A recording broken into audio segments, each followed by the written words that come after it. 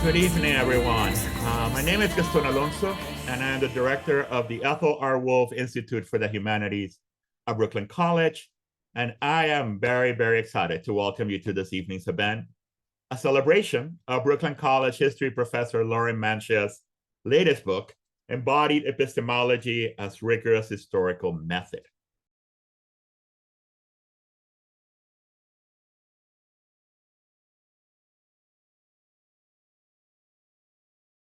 Now, this is the fourth in a 7-part series of the Wolf Institute is hosting to celebrate recent books by Brooklyn College faculty. We have 3 more events, including online events with Professor Selena Su on her book, Budget Justice, on Monday, and with Professor Matthew Lindauer on his book, The Fruitfulness of Normative Concepts, on Thursday. You can learn more about these events at the link that will be shared in the chat, and we invite you to please join us. Also, a recording of this event will be available at the Wolf Institute YouTube channel, where you can find recordings of all of the other events in the series, and we'll also be sharing that link in the chat. And lastly, I want to invite you to please follow us on Instagram so you can learn more about all of our programming. Out of respect for our speakers and for other attendees, we will keep the microphones muted during the first part of this evening's program, and then we will reserve time for questions and answers after the presentation. I am very, very excited for this evening's conversation. And so let me introduce Professor Lauren Mancia. Professor Mancia is a historian of medieval Christian devotional practices.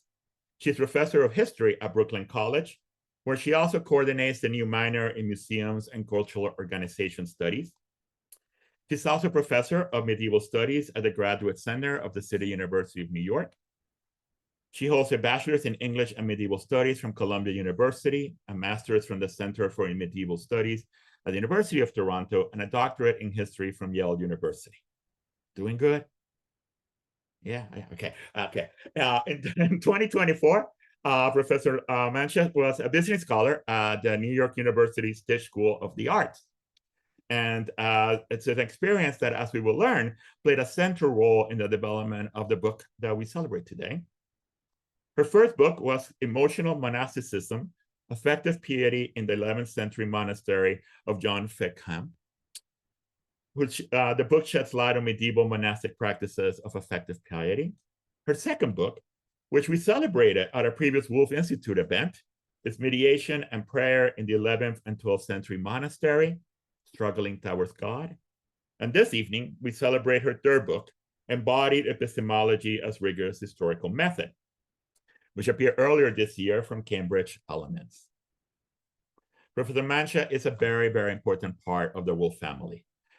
We love to collaborate on programming, and we are thrilled that she has joined us this evening for this conversation. Now, if you saw the advertising for this evening's event, you're probably expecting Katie-Rose Hejtmanek, Professor of Anthropology and Children's Youth Studies at Brooklyn College, to join you. However, she's currently not feeling well, and so you're stuck with me, I am afraid, right? So I am stepping in as Lauren's interlocutor, and so wish us luck, and here we go. Right? Lauren, I think to start, if we could just, you tell us about, what you study, medieval monasticism, and how historians usually study it. And importantly, what do you think was missing from this sort of study? And how did you come to realize that? Awesome. First of all, thank you so much to all of you for being here on a Thursday night at 6 o'clock from all across the country and from all different parts of my life experience. I'm so moved that you're here. And thank you to Paulina and to Kiana, and especially to Gaston and to Katie Hejtmanek, who actually really helped us think about how the structure of this event should have gone. And it's going to go great. Thank you, Gaston. Yes, I study medieval monasticism, and I am going to start my PowerPoint because even from the very beginning here, I want to just put us all on the same page to make sure we all know what it is that I'm talking about. Um, so I study medieval monasticism. I study the period, the Middle Ages is the period between 500 and 1500. It's between the Roman Empire and the Renaissance. And the period that I study is the period when is in red, Cenobitic Benedictine monasticism flourishes, which is between around 900 to around 1200. And the reason I study this period is because it's what I call Christianity 2.0. Jesus dies in 33, Christianity is legal in the 4th century, and they spend from the 4th century to the 9th century sort of trying to figure it out. Like, what is this whole God man thing? What's a heretic? What are you allowed to believe in? What are you not? What's a pope? What's a church, etc.? And by the time we're at the 9th century, suddenly we can start experimenting a little bit more with what the right liturgical practices might be. And so this period of time is filled with failed experimentations and inventive experimentations. And the laboratory for that innovation is the medieval monastery. So that's why I'm interested in that period and that place.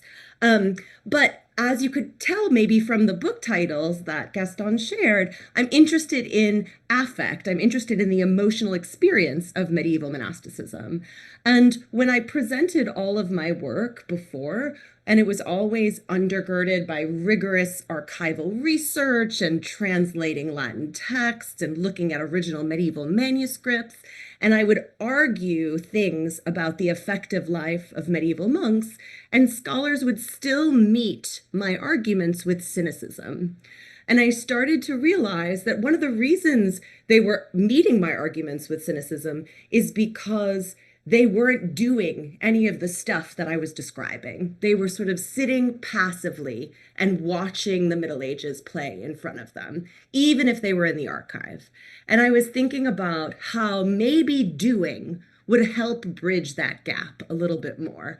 And so that's what's then inspired this book, which is interested not in throwing out the epistemologies, the ways that we know in history.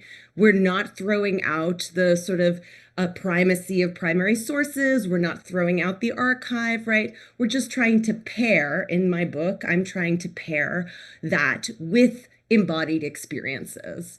And this critique of history and of historians is not my critique, but as you can see here, I have sort of two examples of secondary sources of historians writing about how historians still hold on to this idea that we can objectively know what happened to the past if we read texts. We still hold on to that idea that going deep into an archive will give us the answers about the truth of what happened.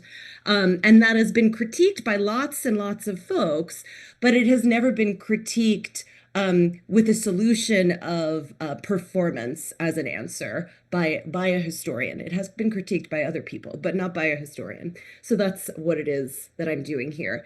And what's ironic about this is that when the university was founded in the 12th century, in the middle of the Middle Ages, medieval monks critiqued the university by saying, you know, the problem with the university is that they don't do it. They don't do the liturgy. They don't do the prayer. They chatter. They talk about it all the time.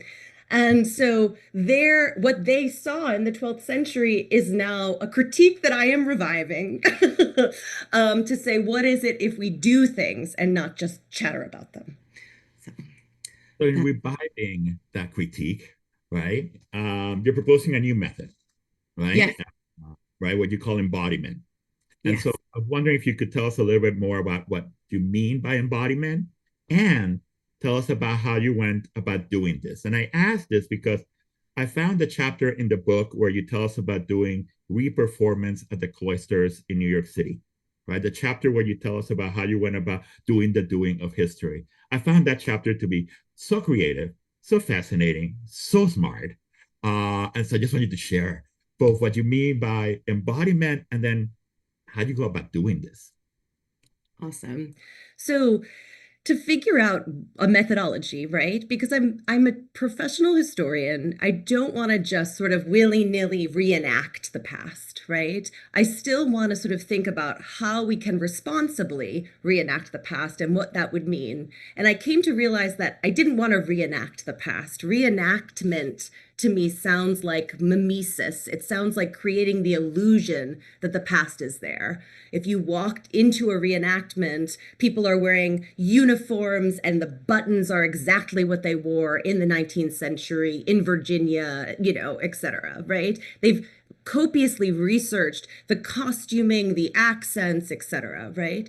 That's not exactly what I'm interested in. What I'm interested in is redoing the behaviors that were made in real time, live in the Middle Ages, and sort of doing a kind of participant observation in the past. So anthropologists like Katie-Rose Hejtmanek, right, do participant observation all the time with living subjects, right? And how can I do participant observation with subjects that have been dead for 1,000 years is the question of my book. And to answer the question, I actually turned to my medieval sources and I said, oh, in the 12th century, people like this guy, William of St. Therese, says, oh, the way that we do this is we acknowledge that we desire the past, that we can never reach the past, but we have to actually surround our bodies and engage our bodies with the ideas that we are talking about. And that is by performing that we can actually awaken, not revive the world that we're reaching towards, not revive the Middle Ages, but awaken better the desire that we might have to understand that world better. And so I thought, oh, the monks that I'm studying are actually an expert in this methodology. What can I learn from them? And so one of the things, the chief thing I would argue that they do in the monastery in this period is they're doing reperformance. Anyone who's been to church might know, right? There are often biblical lessons, biblical stories in every church celebration, right? In every mass, but also in the monastery. They're going to church 8 times a day, that they're not always taking the Eucharist in that time, but they're reading or they're singing psalms or they're processing the stories of the Bible. And as they're processing those stories, they often are inviting each other to take on the roles of biblical characters and pretend or imagine that they are themselves David, or that they are themselves Jesus, or that they are themselves Simon, or whatever. The image that I'm showing you here is an image that is from a medieval manuscript from the 13th century, where you see the 3 Marys visiting the empty tomb, right, where they realize that Jesus has resurrected, that his body has disappeared. But here in this image, we don't see 3 women. We see 3 monks dressed up as women. They have little tonsures. They have their monastic haircuts, right? And so what's interesting about this is that medieval monks weren't interested in the illusion, right, in the characters in the historical past only. They were also interested in how, by using their own bodies to imagine being in the past, they could understand it better. So they wanted the stories and they wanted to perform the stories actively. And so with that idea, I thought, okay, well, why don't I do what monks did and reenact some of these ceremonies, and not necessarily with monastic robes and candles and incense and chant, because it is really true that it is impossible for us in 2025 to reach the medieval past, right? Doesn't matter how much training I'm going to get. I am not a monk. I am not a man. I am not a Christian, right? All of these things make it really hard for me to actually understand what they did.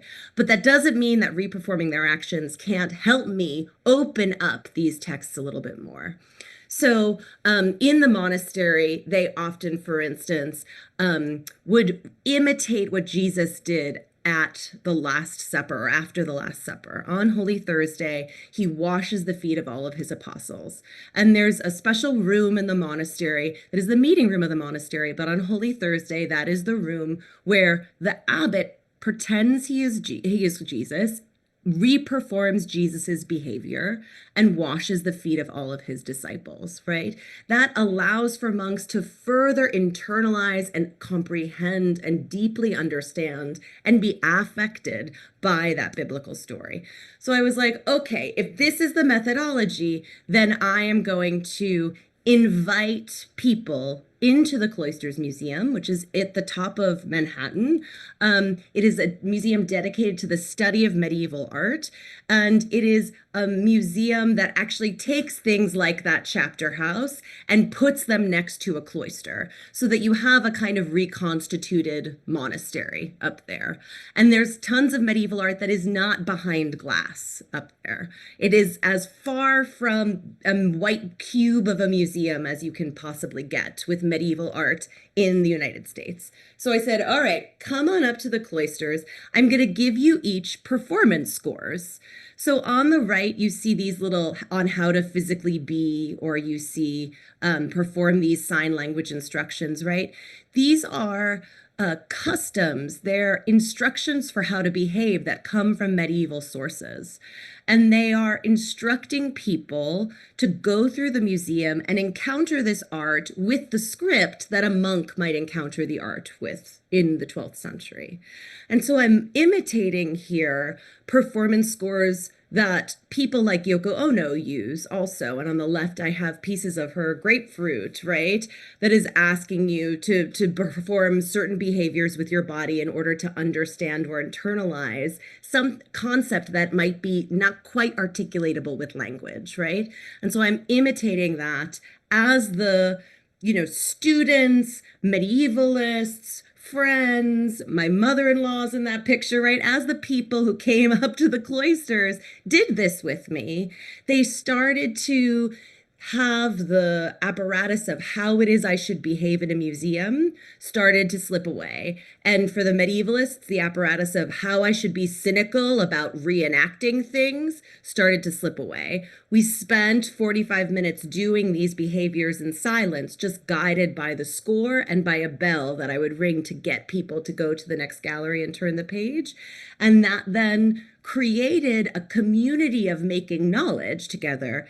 And then at the end of the reperformance, we all sat together and talked about what we had learned. And that was a kind of scholarship that we were doing, but it was an embodied scholarship. It was an embodied way of knowing the past.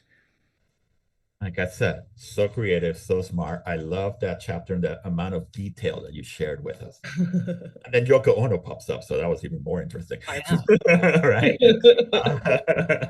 Now, to be clear, right, you're not arguing that historians turn away from the archive, right? You write in the book, we still need our old age rigorous archival research methods to reveal medieval practices, to be sure, but you go on to write, if we don't embody what we find in the archive, do we even fully understand what we're reading, right? If we don't embody what we find in the archive, do we even fully understand what we're reading? And so, can you talk to us about what you mean, right? And perhaps in doing so, share with us some of the experiences that you or others at the cloisters had. Sorry, I ignited my video. I'm gonna stop that. So, okay, embody, yes. So as I said before, these performance scores on the right, came from medieval sources. They came from medieval monastic sources that are called customaries. They're essentially sources that are recording the customs of monks and nuns. This is a page from the Cambridge edition, the English translation of a customary that's about the signs that monks should make with their hands. Monks are supposed to spend most of their day in silence, and so to communicate with each other, they would have a kind of sign language. So this is an example of a text that any scholar of monasticism is constantly reading, is writing a lot about, is mentioning in their classes, etc., right? And these here are two scholars of monasticism who had read these texts before and encountered them, right? I'm asking them in the performance score to embody the sign language, right? For the sign of something bad, place your fingers spread out on your face and pretend that it is the claw of a bird grasping and tearing at something, right? So what does that mean, right? Does that mean this? Does that mean this? What does it mean? And so I had people take these signs and experiment with them. One of the signs that I asked them to do is that the sign for to tell a lie is to put your finger to your lips and pull something out of your mouth, right? So one of the people in the reflection period was a sort of feminist scholar. She's a scholar of female monasticism, of nuns. And she said, yeah, there's just so much policing in the monastery, right? And so I got that sign and I was like, oh, is this how you put your finger to your mouth and pull it out, right? Is it like this, or is it like this, or is it something else, right? She was making all these gestures that were essentially like, F you, right? But after 4 minutes of doing that, she then was like, well, what happens if I put my finger in my mouth sideways and pull it out?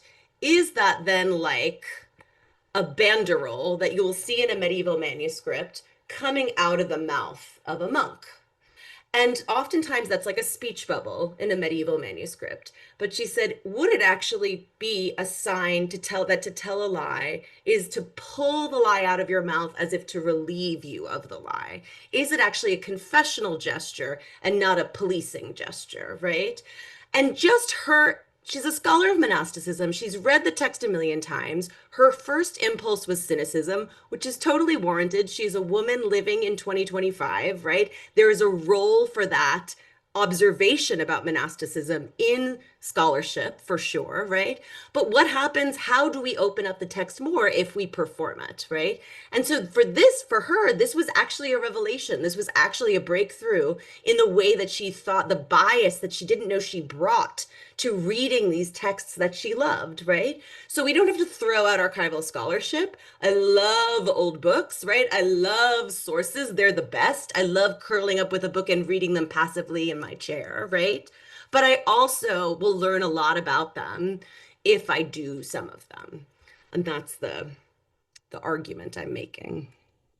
Now, you told us earlier, right, that this form of embodiment, what you refer as reperformance, is not a performance, it's not theatricality, it's not a reenactment, right? It's a reperformance. Yeah.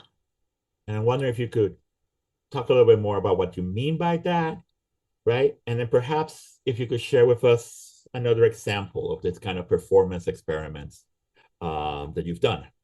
Yeah. Awesome. So as I was saying before, a 2025 body can never fully understand the medieval perspective, the medieval embodied perspective, right? There is some learning that we can do, and professors at Brooklyn, people like Karen Stern, do this learning regularly, right? What was the medieval sensorium? What was the medieval experience of embodiment, right? And that we can see in textual sources. This is one of my favorite medieval sources. It's a ladder of senses. And this little naked man that's right here is climbing up the ladder. And he's arguing here that God is up here and that the sight, like vision, is the bottom rung of the ladder. And then hearing, and then taste, and then smell, and then touch. So what's really interesting about that is that our understanding of Christianity is that touch is bad, right? Touch is sensual. Touch might be everything that is antithetical to the way monks would think about the world.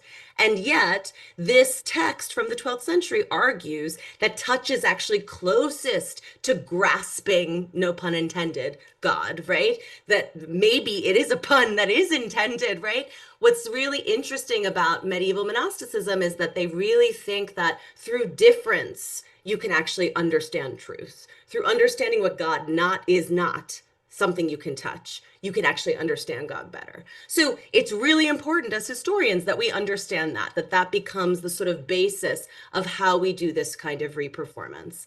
And then there's also the unlearning of our 21st century understanding of what performance is, right? We all say, oh, she was performing. That was a really performative gesture, right? And we say it as a kind of negative, right? It was superficial. She was trying to get something. It was duplicitous. She didn't really mean it. It wasn't authentic, right? There's actually a transformation in performance studies scholarship that is happening with this new generation that thinks about the word performance in this way, which is so fascinating.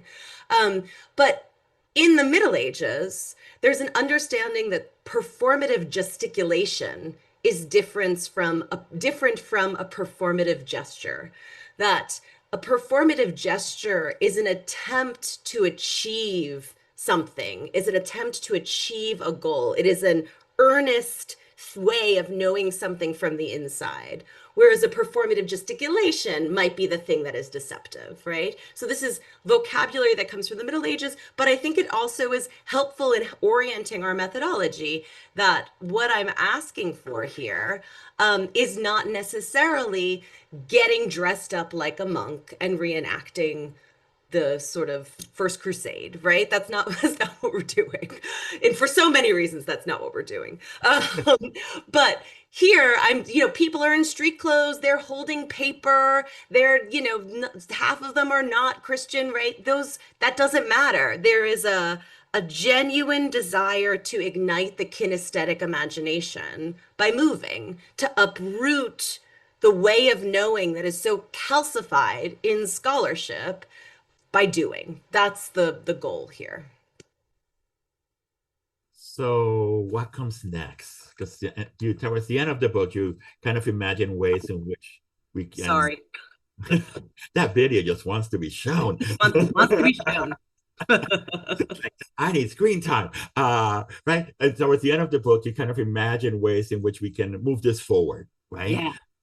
Either in the conference, at rooms at a conference or in the classroom. So what do you imagine is next? Yes.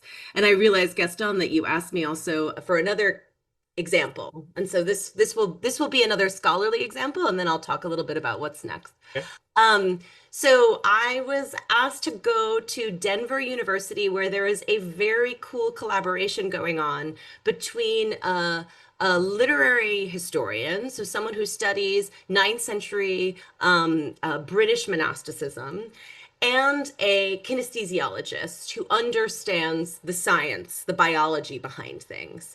And they are doing experiments together with the ways that monks used to count in the monastery. They had this very crazy arithmetic way of finger counting. And so they are sort of thinking about how the body learns together.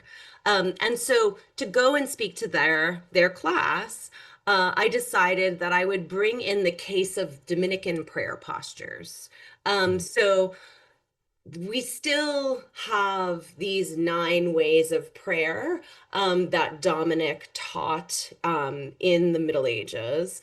So friends of mine who are Catholic are like, oh yeah, Dominic and the 9 ways of prayer, right? But it's a very interesting, again, performance score that exists from the Middle Ages, where Dominic describes the 9 different postures that one should use while praying. And so looking at something like this, we think, okay, what does this mean? So if I am my cynical scholar, it might be like humility is first and foremost in the monastery, submission is first and foremost, right? Throw yourself down flat on your face on the ground, and then your heart will be pricked with compunction, so your soul sticks to the floor, right? The question then for us, though, is it some kind of communication about the humility that is necessary for yourself and for others watching you? Is it submission to God, right? What is the meaning of this posture? And so this requires like a deep dive into understanding gestures of humility or gestures of submission that exist in the Middle Ages. How is it that a vassal would say that he was submitting to a lord, right? Or a serf was submitting to a knight, right? How did biblical characters sort of show themselves in medieval manuscripts to submit to one person or another, right? So we have a whole archive of embodiment texts and images that we can look at, right? We know then from medieval art that if you're putting your face down in the ground, you're not looking up towards heaven. One of the most beautiful ceremonies in the medieval monastery is the death ceremony, that when a monk is dying, he's brought into the sort of medieval hospital. There's a special floor tile where he's supposed to lie down and he's supposed to face upward while he's dying so that he hears brothers singing to him constantly. They have like a schedule so that everyone is constantly singing and so that he's looking up towards God. So supine is restful, it's receptive, right? It's receiving. That's what all of these tomb statuaries are doing, right? What is face down all about? And there's a really beautiful picture of Pope Francis doing the Dominican prayer postures here, right? Where you can really see actually how dramatic it looks. But the question to us was, how dramatic does it feel? And so we, as a class, lay down. You're supposed to lie down for 4 hours, according to Dominic. We lay down for 40 minutes. Again, that's like the magic number that people in the 21st century can only do something for 40 minutes before they stop, they get out of it or whatever. But in doing that, the students then had all kinds of new ideas about what this meant to pray, right? Like how interior work can really happen when you're deprived of sight, right? How interior work can really happen when your smell is focused on the one area in the floor, right? So they were making all of these sensory observations that then just allowed us to open up this text, right, from the archive from the past a little bit more.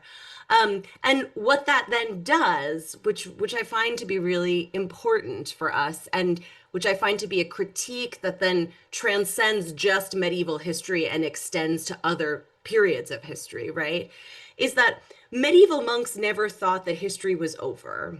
We know from studying the Middle Ages, scholars of religion often know, right, that Christians live in a kind of different time from the time that we live in the 21st century. Our time is very linear, right? History is over, it's past, it's done, it finishes. That's why we as historians think we can critique it, because it's over and done and past, and we can then be objective, right?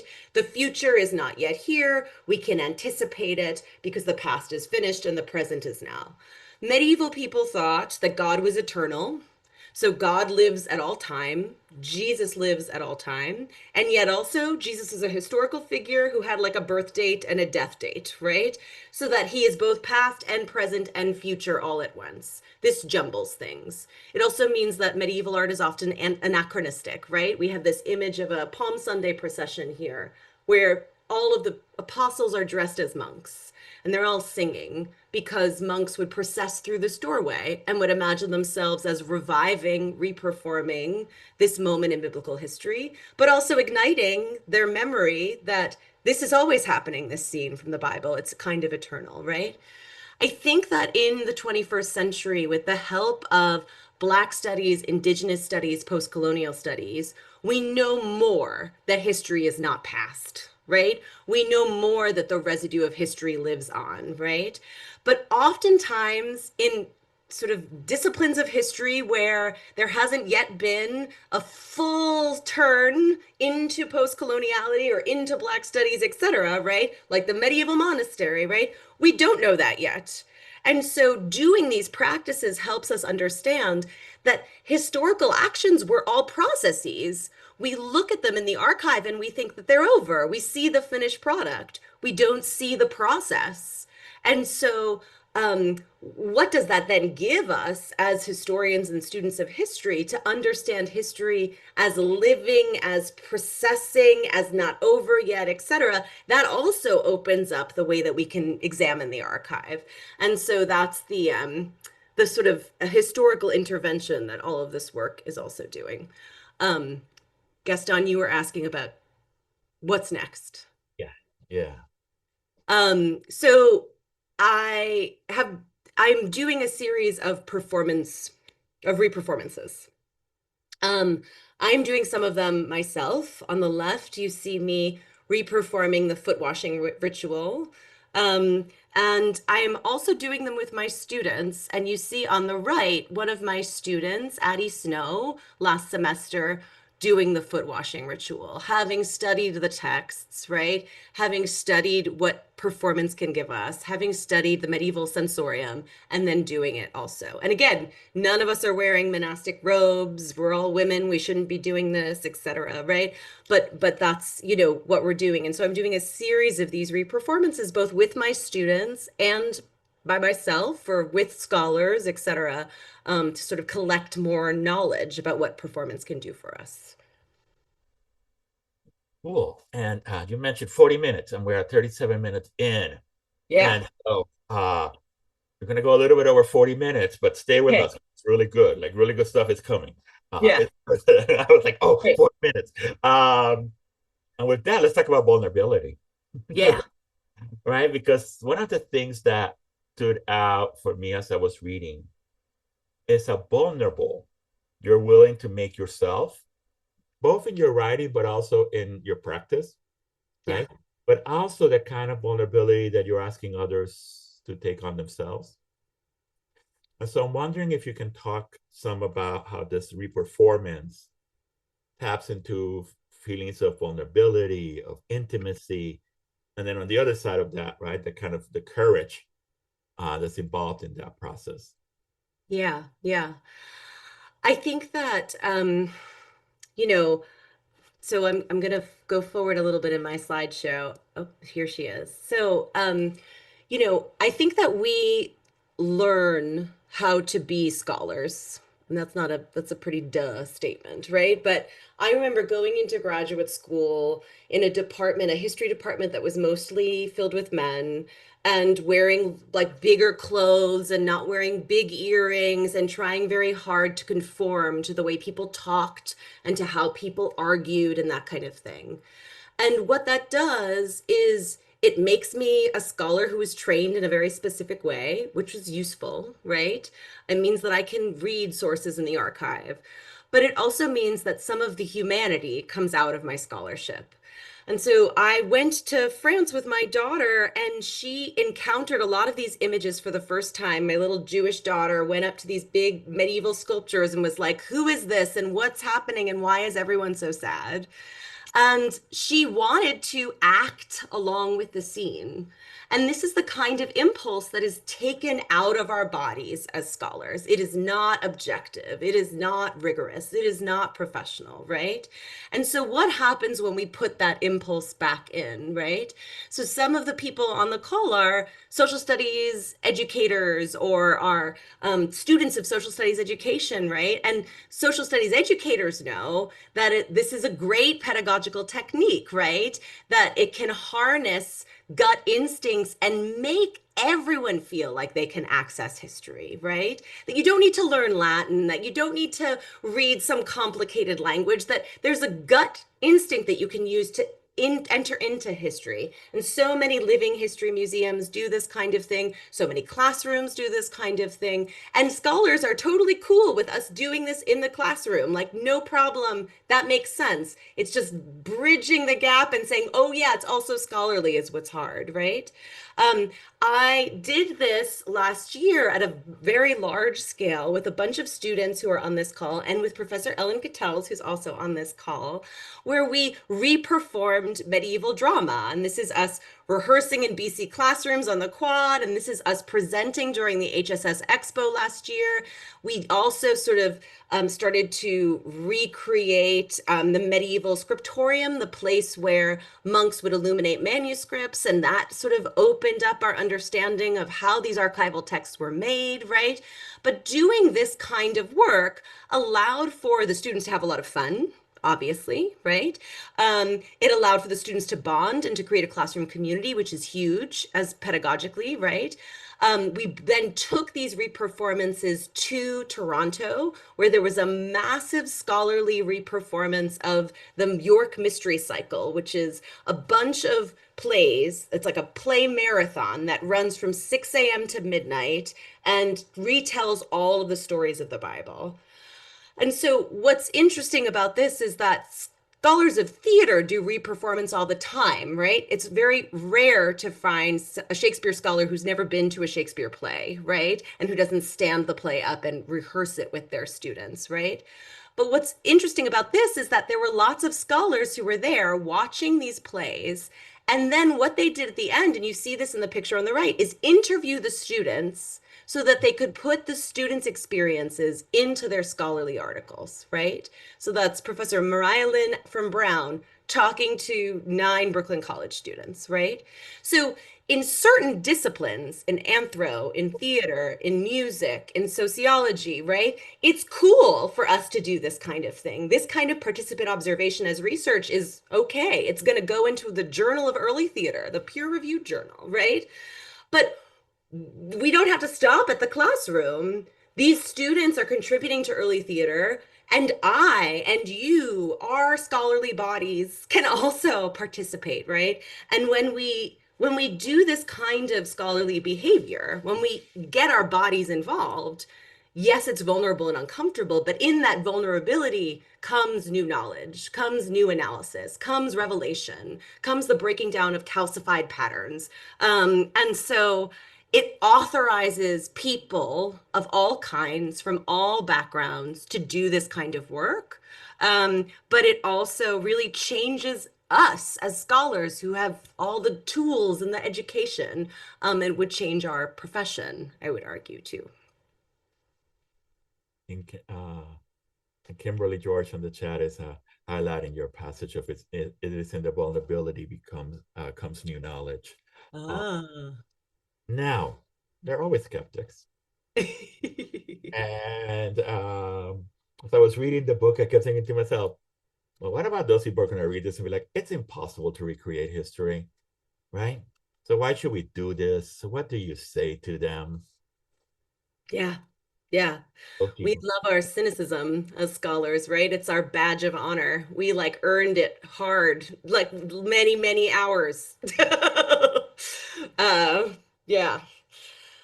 Um, I think that what I would say is that if we value empathy as scholars, and I think in this day and age, maybe we increasingly value empathy, right? Maybe you don't want to empathize with the medieval monastic past. Maybe that seems like a waste of time. I don't understand why you would feel that way. But, right, if you want to empathize with these characters from the past, with these characters you don't understand, right?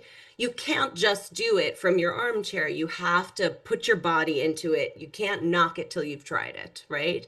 So if medieval people really thought the devil was real, we do them a disservice to sit back and be like, isn't that cute? We know better, right? That layer of bias infects our scholarship, even if we think that we are being empathetic. So, what this embodiment method really does is it really checks the scholar, right? It's maybe not going to show up in scholarly books as much as you put your vulnerability and you put your body into it, right? But hopefully what it will do is allow you to really examine what biases you're coming to this archive with so that you can then change that. And, one of the things that Katie would say if she were here is that the work also changes us, right? No anthropologist goes into the field and comes back after field work the same person, right? No historian goes into the archive and comes back the same person. But the change is more subtle, I think, I would argue, having done it. The change that I experienced going into the archive for my first book and that I have experienced reperforming in these last couple of years, right, is significant. And I think that it will only help. And the final thing I will say on that is like, we think that maybe the answer is AI. We think that maybe the answer is career readiness. We think we're trying to fix the world, right? And what if we fixed it through the most human tool there is, which is our bodies, right? Yeah. Loved it. We're getting close to the question and answer period. So if you have questions, you want to start putting them in the chat or start thinking about them. But I wanted to highlight a passage in the book that just stuck with me. I went back and read a couple of times or after the original reading. And so you're right, historians prefer the archive and the disembodied text because they provide a conceptualized illusion of a fixed, frozen past, like a scientific specimen encased in amber. Scientific specimen encased in amber.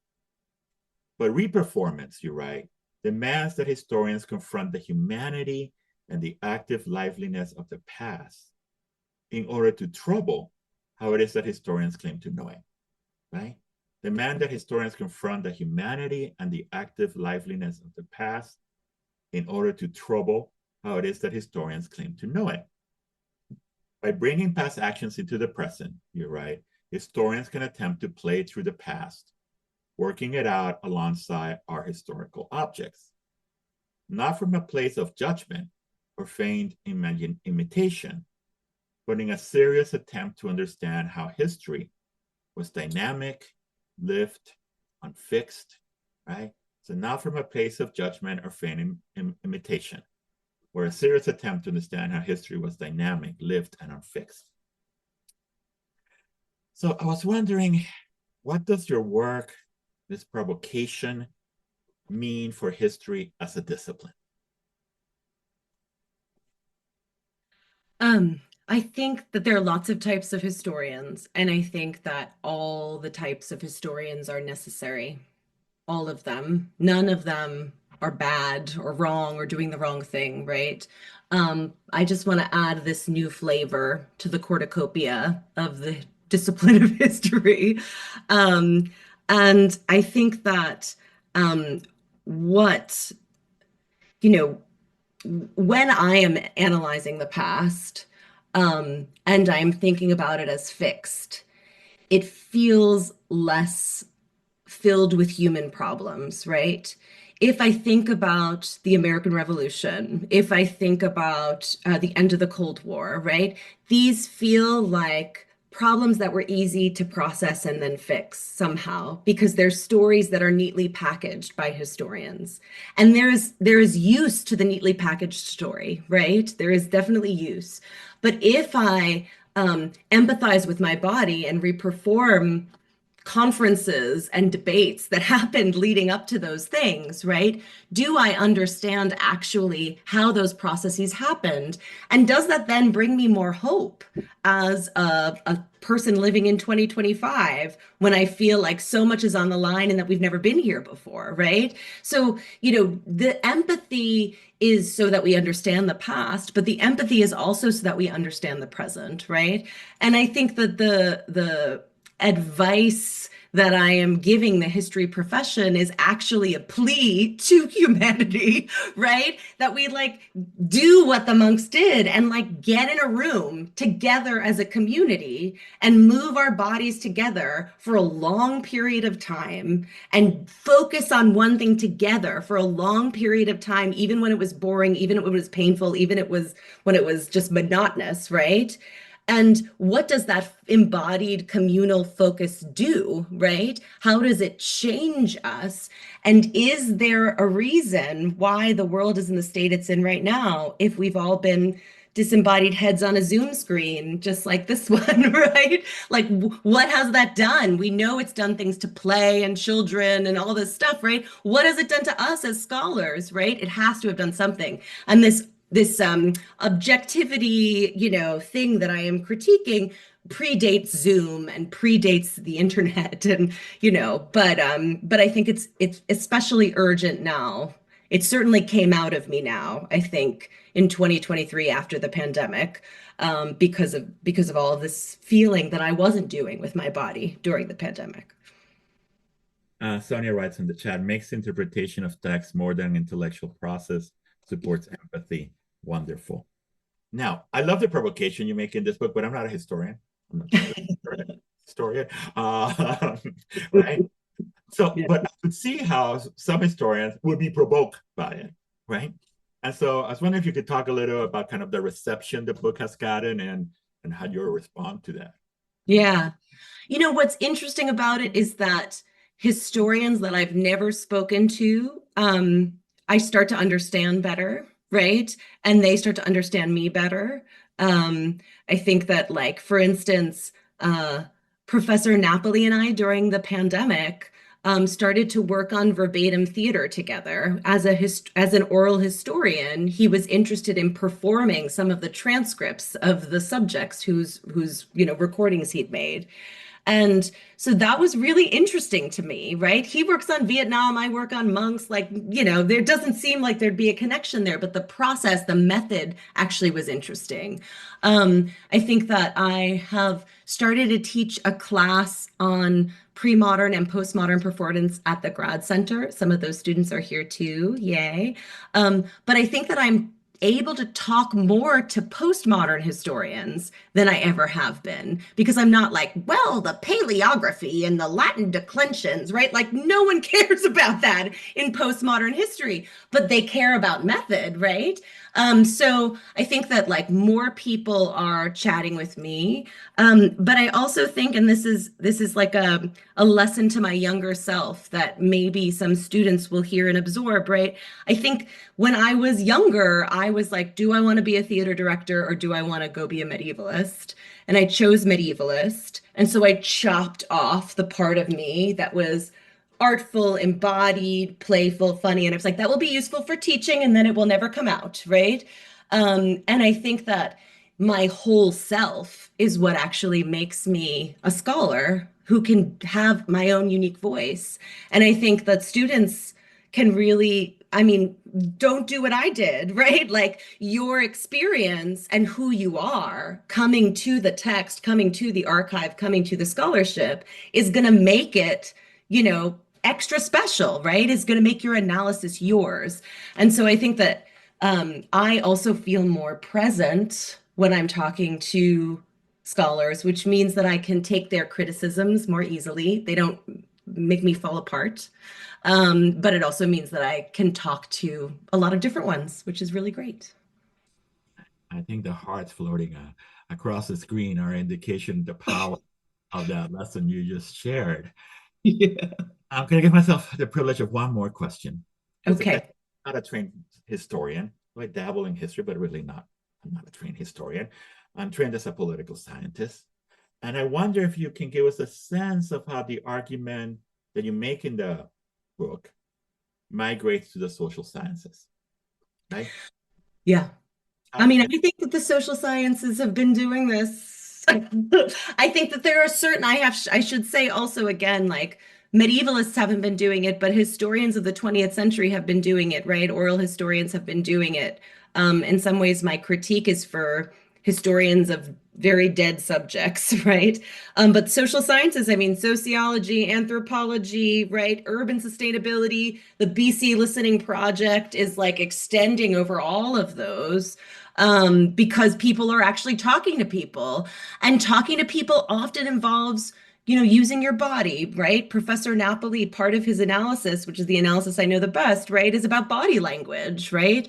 Um, and I think that that's like part of the way there. But I think that you know, stuff like what Katie Hejtmanek does, where she's embedded in the gym and doing the reps, right? Or where she's embedded in the home for psychologically sort of I don't even actually know what it was. I don't know anymore. But for psychologically challenged youth, right? Like, that's really putting her body where her knowledge is, right? She's putting her body in the condition so that she can develop the empathy and so she can develop the imagination that's going to help her work. And then applying the theory and the archive and all the rest of it. So I think you guys do it already, Gaston, maybe a little bit. or some of us. I'm going to put it up for questions. So if you have questions, by all means, put your hand up and we'll unmute you or write them in the chat.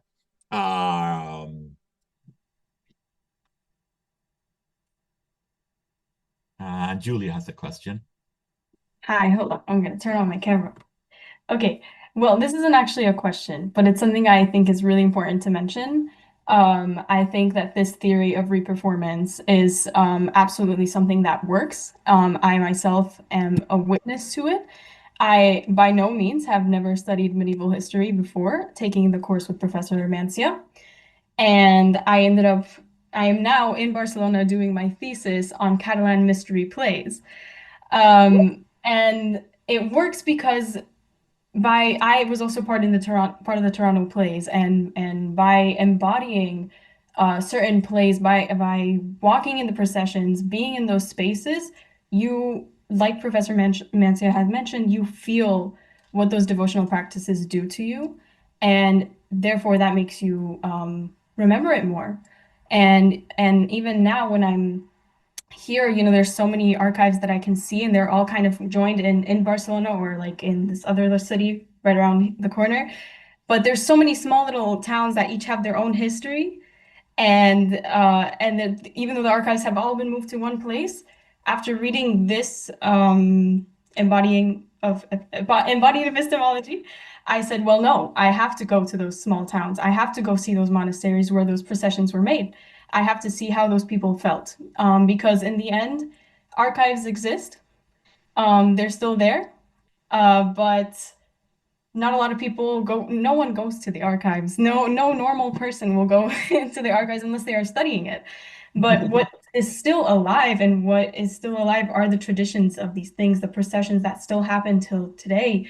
And because of that, the embodiment is what creates such a community, and therefore makes that history not just the part of the past, it makes it a living thing that still exists. So yeah. Thank you for being here from Barcelona. Of course, anytime. Fantastic. We have a question in the chat. I really loved and enjoyed the lecture and presentation. Question: the medieval ages seem to be plagued by the idea that people do not think for themselves and rather follow the Pope and submit it fully to the Church. When you lead these performances and take students through the process of epistemological embodiment, do you take the authoritative position like the Pope? Is it harder for a female professor to play the prior role because of the male-dominated area that is academia? There is certainly a division in how much respect is given to X versus Y professors based on their gender. This is a great question. I love this question so much. The most authoritative stance I have taken is sort of as the abbess, let's say, in the foot washing that happens. Again, it's not totally accurate because I was washing male feet and female feet, right? There's a lot of problems there that wouldn't actually happen. When I did the stuff at the cloisters, I did the activities alongside everyone. I wasn't in a position of power, although because I was making sure that no one touched the art and stuff like that, I was only sort of one eye in, one eye out. It's one of the hard things about that performance. But then when I did the Dominican prayer postures, I was in it for 40 minutes, snuffing a carpet, So, but I think that this is a really interesting question. And I think, again, and this is going to show how we like weave different sources and secondary sources and primary sources into this kind of analysis of reperformance. There is scholarship on female monasteries are not supposed to, nuns are not supposed to administer the Eucharist ever. In the medieval period also, right? They have to wait for a male priest, to come to the convent to give them the Eucharist, to do the Mass. And there is a lot of research in the archives on how women got around that by creating rituals that then did a kind of sacramental communion that wasn't exactly the Eucharist, but was something near the Eucharist, right? But what I think is really interesting is that, connecting to what Julia said, it was a communal experience, it was a communal ritual, it was an embodied ritual, and that's what it was. It wasn't saying like, this is my body, right? It wasn't reading theology necessarily. It was creating a performance.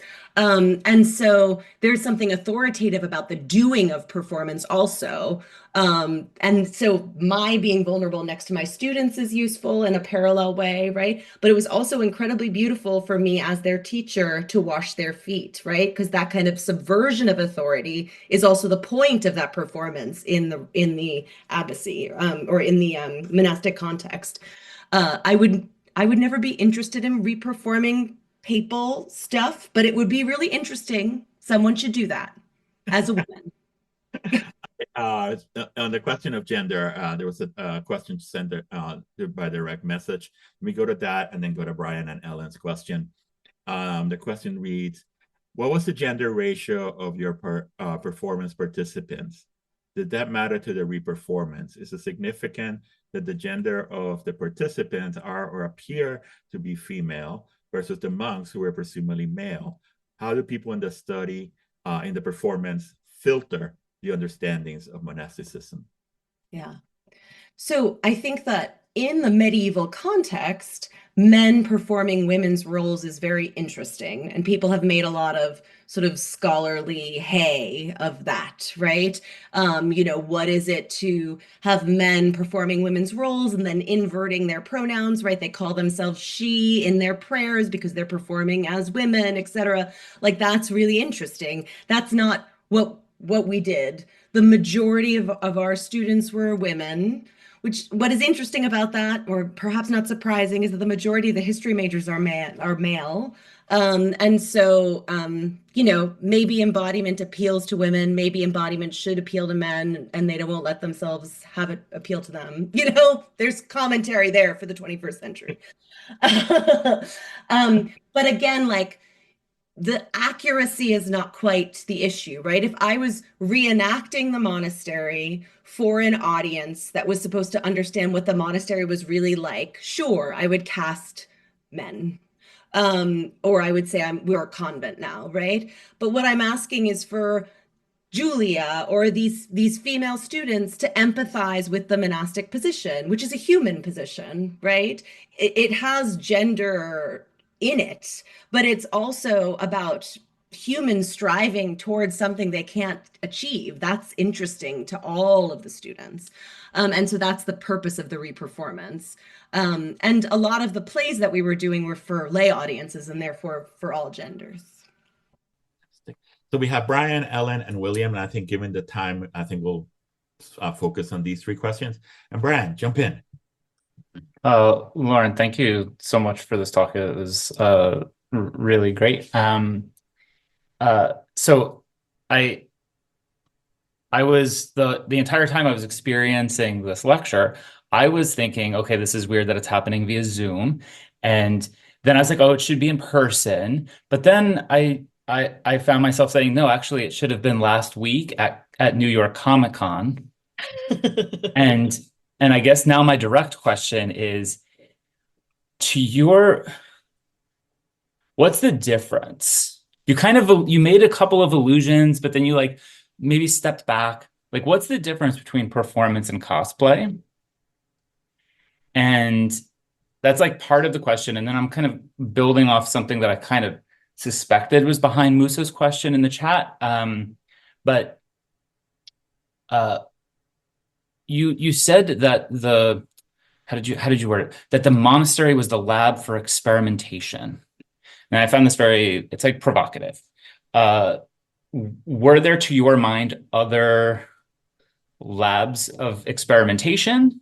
And methodologically, if we step outside of, within the Middle Ages, but then also outside of the Middle Ages, where do historians, where should we as academics draw the line between participating and reperforming or performing alongside moments of experimentation that are,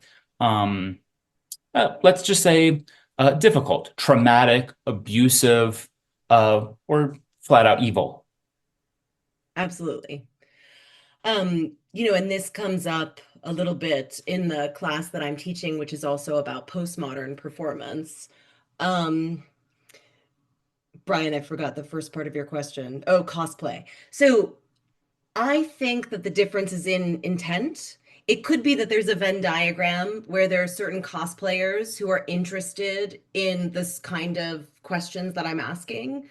You know, how did it feel to do X or Y or Z ritual? And how does that help us understand the text in the archive better, right? It is very possible that that's true. It's also very possible that they just like the costumes. It's also very possible that they just really like sewing the costume. You know, there are tons of possibilities, right? And so I'm not going to say that it's not it, but I think that in the scholarly context, I have to make this distinction because we have, especially among historians, there is a real bias against reenactors, against creative anachronism, right? Because it's not professional, because it's amateur, or it seems to be amateur, right? Those people know more about buttons than any historian does, right?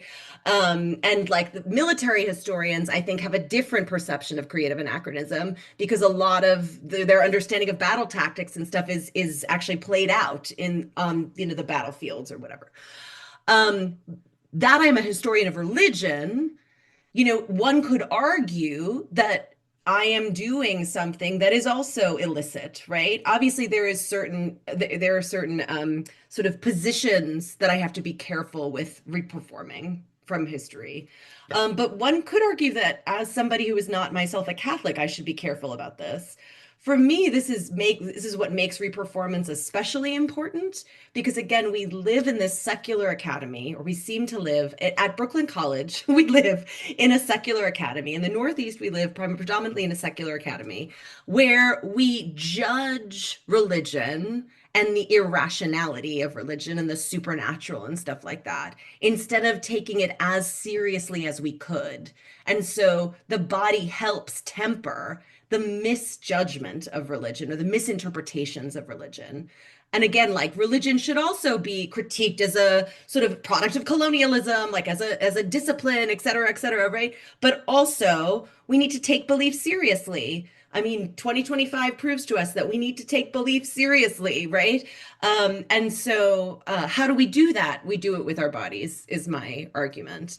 Of course, there are limits, you know, of course. I think that, as I was saying before about gender, right? Like,